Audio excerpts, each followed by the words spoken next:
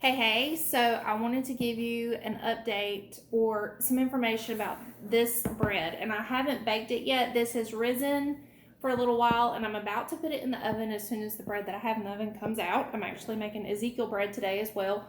I forgot to add my oil to this bread.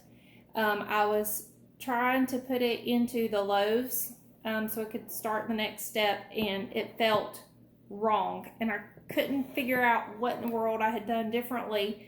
I did let it sponge for a little bit, and then it occurred to me that I did not put my oil in my recipe.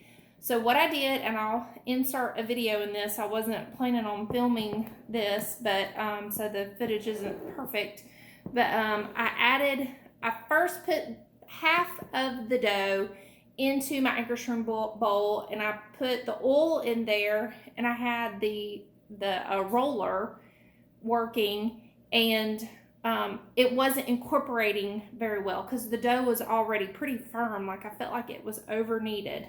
So what I did is I added the dough hook. I switched to the dough hook and used my spatula to help pull the dough apart while I added the rest of the dough, because I had half the dough. I've added my oil, and then I put the rest of the dough in there, and then I had a spritzer bottle of oil that I was shooting onto the dough while I let it knead softly to just try to get that incorporated in there. So then once I did that, I let it knead for a little bit while I just stood there and worked with it.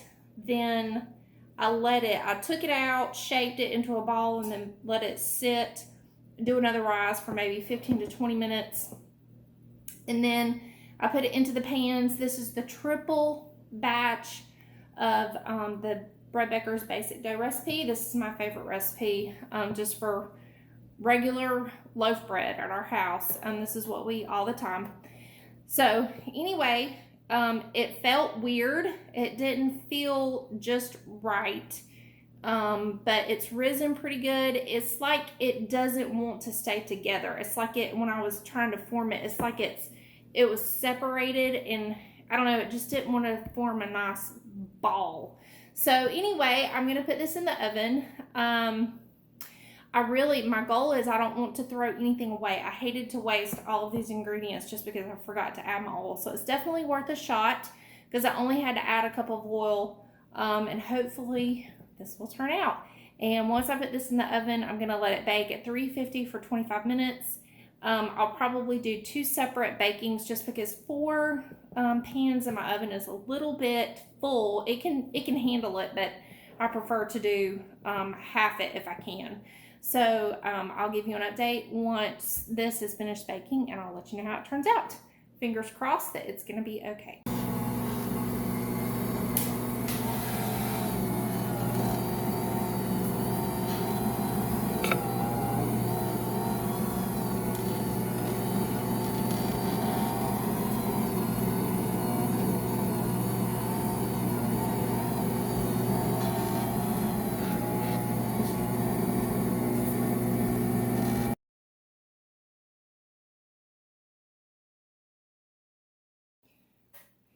Hey, so I just took the bread out of the oven. This is one that cooked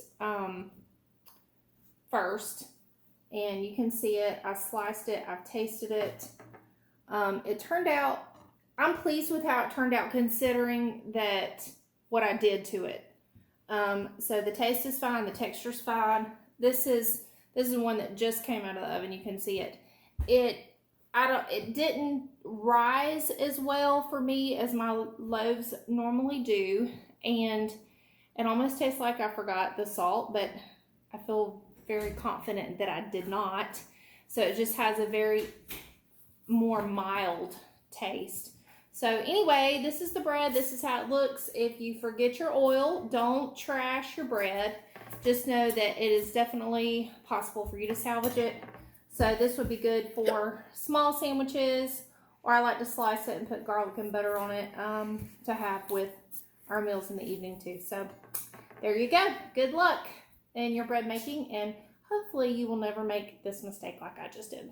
See you next time. Bye.